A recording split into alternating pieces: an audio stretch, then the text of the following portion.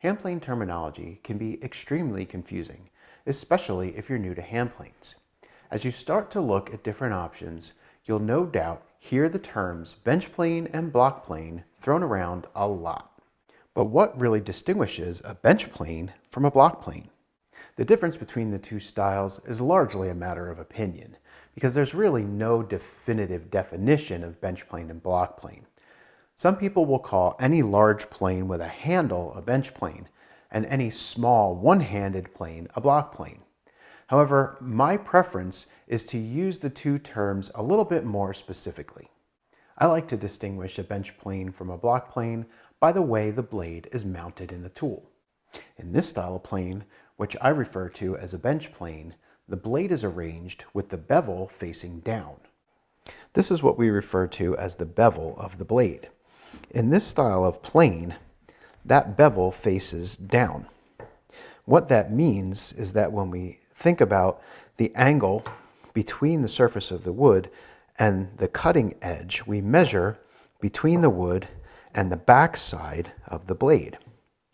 Now what that means is that the angle that this blade sits in the plane body is what defines the angle between the wood surface and the cutting edge, or the presentation angle of that cutting edge. In this style of plane, which I call a block plane, the blade is inserted into the plane with the bevel facing up. In the block plane, because the bevel faces up, the presentation of the cutting edge to the wood, that angle is actually measured between the wood and the bevel, not the face of the blade. So in the block plane, because that bevel faces up, if we want to change the presentation angle of the cutting edge to the wood, we can do that by grinding this bevel at a different angle.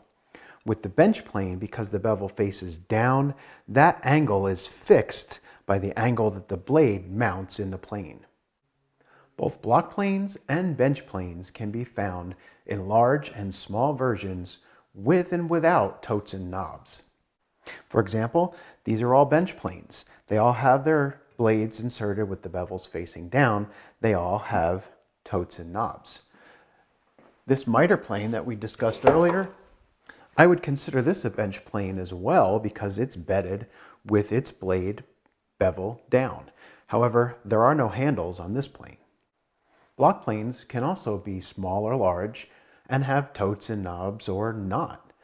I only happen to have one small block plane, but some of the most popular newly manufactured planes are what I would define as block planes because they have a blade arranged with the bevel facing up. As you can see, these planes can have totes and knobs. In fact, Stanley also classified their larger bevel up planes with totes and knobs as block planes.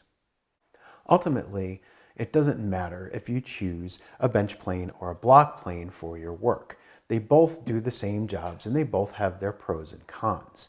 I'm primarily going to use bench planes in this course, so that's what I recommend you use as well, at least for the tune-up portion of the course. If you'd like to switch to a block plane later for the projects, that is totally fine. I just won't be covering their adjustment and anatomy much in this course because I really just don't use them much in my own work.